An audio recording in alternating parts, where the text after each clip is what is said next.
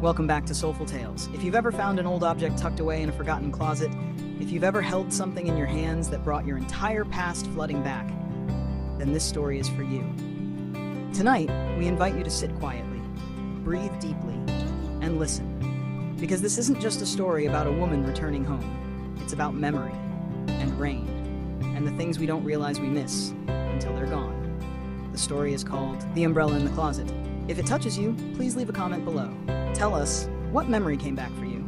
And don't forget to like and subscribe for more stories like this every week right here on Soulful Tales. Now, let's begin. Eliza hadn't been back in 12 years. The key still worked, the door still creaked, and the scent of the old wood floors, musty with time and silence, rose to meet her like an old friend who wasn't sure whether to hug her or haunt her. She stepped inside, suitcase in hand, heart clenched tight. Dust floated in the air like quiet ghosts. The wallpaper had peeled slightly at the edges. A pair of worn slippers still rested neatly by the door, as if her mother might walk in any minute and slide them on. But the house was empty now, officially hers, legally, technically. Emotionally, she wasn't sure. The funeral had been 2 days ago, a small gathering, neighbors, 2 cousins, and a silence so thick it drowned every eulogy. Eliza hadn't cried. Not because she didn't want to, but because she didn't know how. She moved through the house slowly, room by room, each one a diorama of her past. The kitchen table where her mother used to sit with her tea and crossword puzzles. The living room couch with the sag in the middle, where Eliza once fell asleep watching cartoons. The hallway mirror that still had the little crack in the corner from the time she threw a brush in teenage rage. Nothing had changed. And yet, everything had. She made her way upstairs to her old bedroom. The door stuck, just a little, like it always had. Inside, lavender walls, faded posters, a stuffed bear with one missing eye. The bed still had her childhood quilt, folded, waiting. Eliza sat on the edge, feeling 12 and 32 all at once. She hadn't planned to stay long, just pack up what was necessary, sign the papers, maybe sell the house, maybe not. She didn't know yet, but something in the stillness of that place held her. Maybe it was guilt. Maybe it was love. Maybe after all this time, the house wasn't done with her. And maybe, just maybe, she wasn't done with her mother. Eliza hadn't been back in 12 years. The key still worked. The door still creaked. And the scent of the old wood floors, musty with time and silence, rose to meet her like an old friend who wasn't sure whether to hug her or haunt her. She stepped inside, suitcase in hand, heart clenched tight. Dust floated in the air like quiet ghosts. The wallpaper had peeled slightly at the edges. A pair of worn slippers still rested neatly by the door, as if her mother might walk in any minute and slide them on. But the house was empty now, officially hers, legally, technically, emotionally, she wasn't sure. The funeral had been 2 days ago, a small gathering, neighbors, 2 cousins, and a silence so thick it drowned every eulogy. Eliza hadn't cried, not because she didn't want to, but because she didn't know how. She moved through the house slowly, room by room, each one a diorama of her past. The kitchen table where her mother used to sit with her tea and crossword puzzles. The living room couch with the sag in the middle where Eliza once fell asleep watching cartoons. The hallway mirror that still had the little crack in the corner from the time she threw a brush in teenage rage. Nothing had changed, and yet everything had. She made her way upstairs to her old bedroom. The door stuck, just a little, like it always had. Inside, lavender walls, faded posters, a stuffed bear with one missing eye.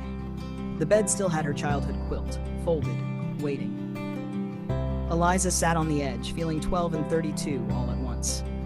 She hadn't planned to stay long.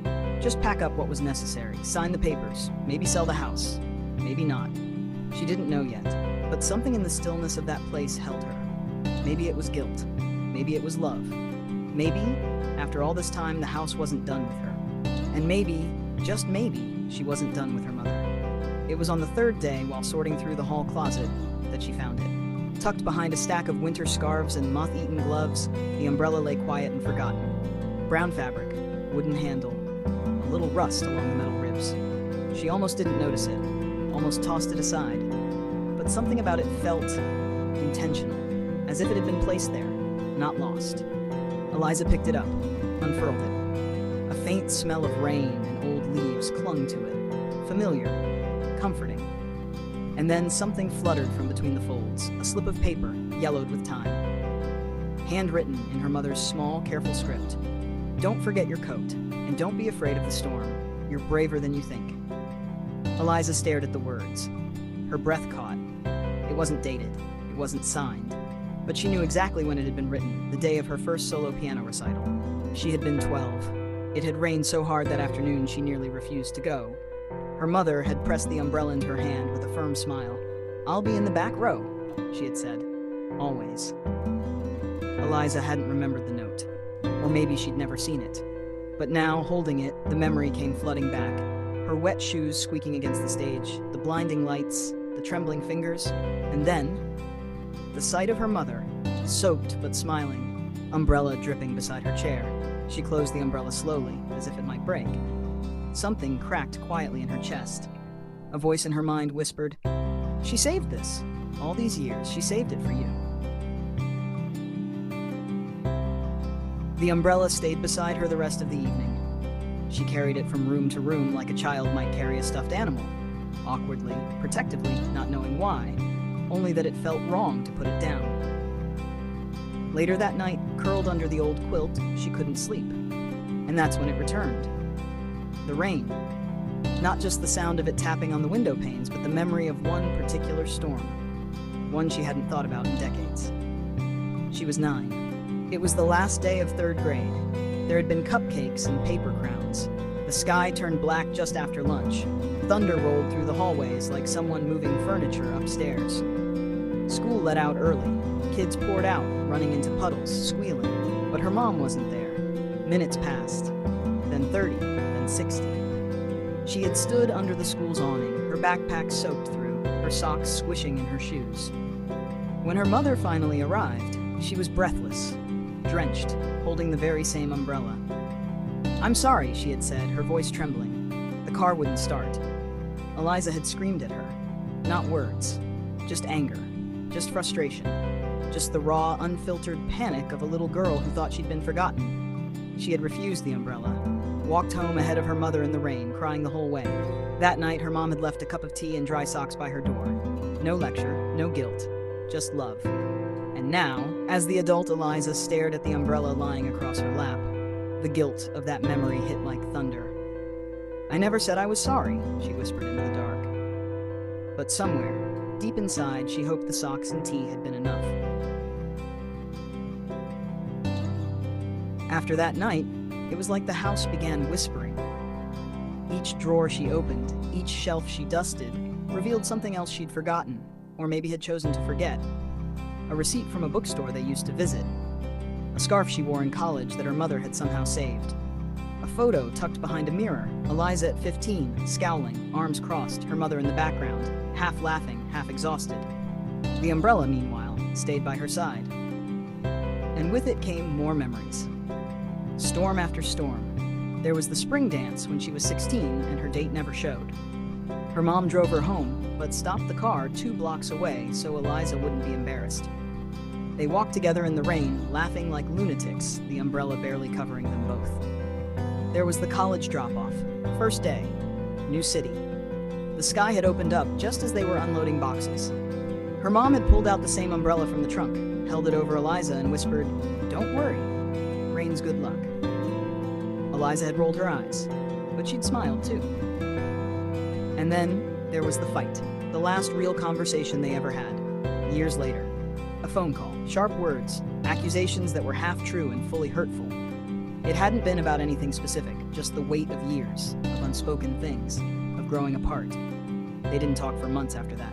Eliza remembered staring out the window that winter, watching the snow fall, and wondering if her mother still kept the umbrella. She had. And now it was in her hands again, quiet, worn, faithful. Just like the woman who carried it.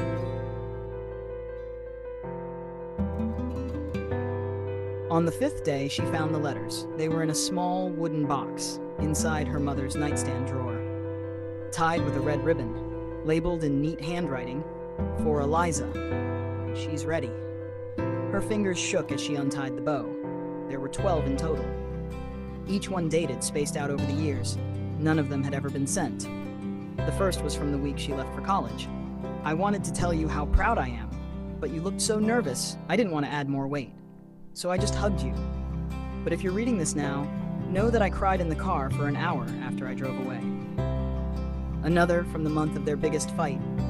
I know I say the wrong things sometimes. I know I make you feel small when I'm only trying to protect you. But you are not small, Eliza.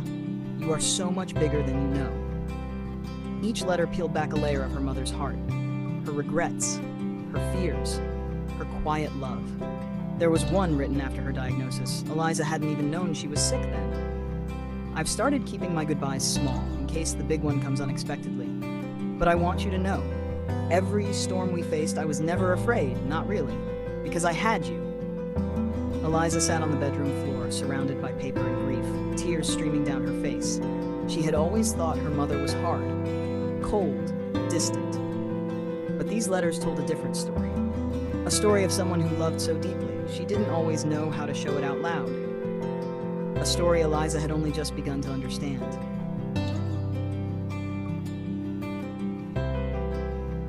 The morning of the burial, it rained.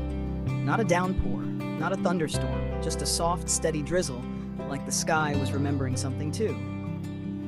Eliza stood at the edge of the cemetery, the umbrella in her hand.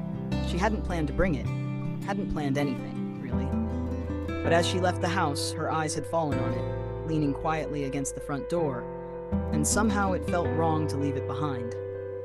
Now she opened it one last time, held it over her head, and over the framed photo of her mother resting beside the flowers.